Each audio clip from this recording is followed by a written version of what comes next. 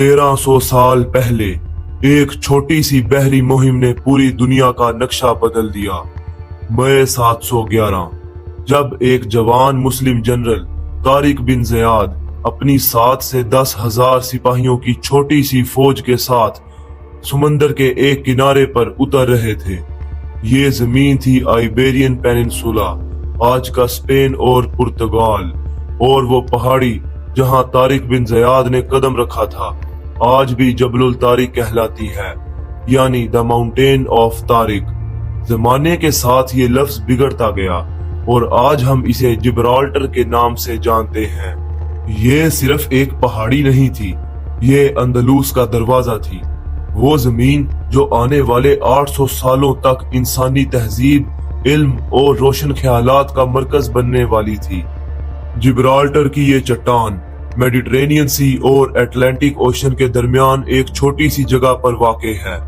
ये हमेशा से एक अहमियत की हामिल रही है, क्योंकि यहाँ से गुजरता है दुनिया का एक अहम तरीन रास्ता, द स्ट्रेट ऑफ जिब्राल्टर। आज यहाँ ब्रिटिश नेवी का बेस है, लेकिन 711 में ये पहाड़ी एक नई तहजीब के कदम सुन रही थी। तारिक बिन ज़ियाद की वजह से ही इस पहाड़ी का नाम जबलुल तारिक पड़ा और आज तक दुनिया इसे उसी हीरो के नाम से जानती है।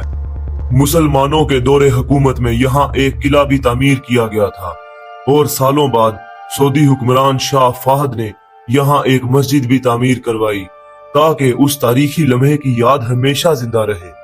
दमिश्क उस वक्त मुस्लिम दुनिया का मरकज था, जो कि उम्मी सल्तनत या खिलाफत उमैया का दिल था। खलीफा अल वालिद इब्ने अब्दुल मालिक ने अपने मोतबर कमांडर मूसा बिन नुसैर को अफ्रीका का गवर्नर बनाया था। मूसा बिन नुसैर पहले एक गुलाम थे, जिन्हें उम्मियों ने आजाद करके उनकी काबिलियत देखते हुए गवर्नर बना दिया। उनका मरकज था कैरवान, आज का तुनीजिया।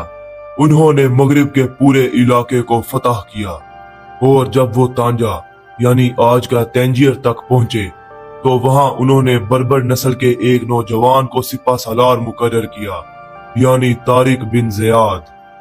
तारिक बिन ज़ियाद असल में बर्बर कबीले से ताल्लुक रखते थे। ये कबीला शुमाली अफ्रीका यानी नॉर्थ अफ्रीका के पहाड़ी इलाकों में आबाद था। वो पहले गैर मुस्लिम थे, मगर इस्लाम से मुतासिर होकर उन्होंने दीने इस्लाम कबूल किया। उनकी दलेराना सोच, ईमानदारी और अज़म ने मूसा बिन नुसैर का दिल जीत लिया। दोस्तों जरा सोचिए, एक गुलाम से लश्कर के सिपा सालार तक का सफर कितना लंबा और सख्त होगा, मगर यही तो वो लोग थे जिन्होंने तारीख लिखी अपने आमाल से, अपने यकीन से। मूसा बिन नुसैर ने जब स्पेन पर नजर डाली तो उन्हें अंदरूनी कमजोरियां दिखाई दी। उन्होंने फैसला किया कि वहां एक छोटी मुहिम भेजी जाए ताकि हालात का अंदाजा लगाया जा सके, और उन्होंने ये जिम्मेदारी अपने सबसे भरोसामंद साथी तारिक बिन ज़ियाद को सौंपी। तारिक बिन ज़ियाद ने 7 से 10 हजार सिपाहियों का लश्कर जमा किया, जिनमें ज्यादातर बर्बर थे और कुछ शामी और यमनी लश्कर भी शामिल थे।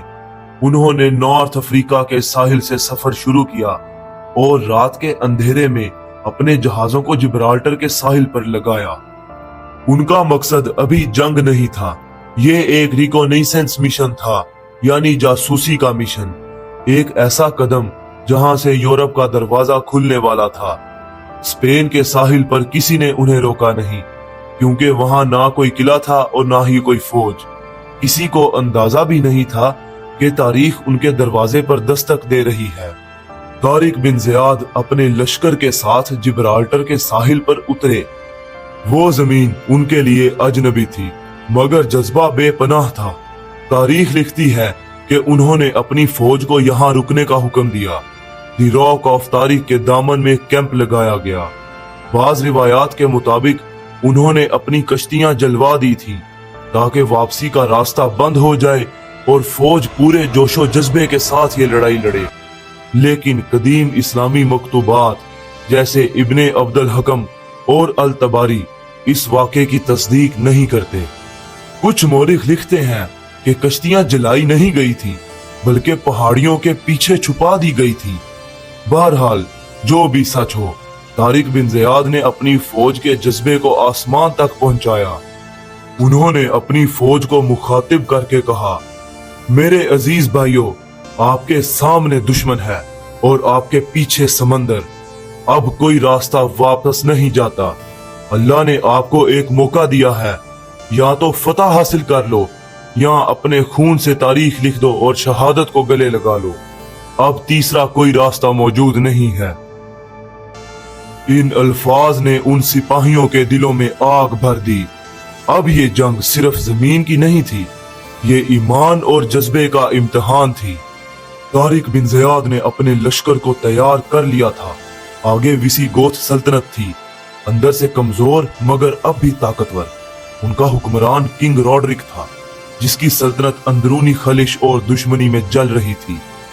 तारिक बिन ज़ियाद ने जिब्राल्टर पर कैंप लगाया और इंतजार शुरू हुआ उस फजर का, जब पहली दफा इस्लाम का परचम यूरोप की जमीन पर लहराने वाला था।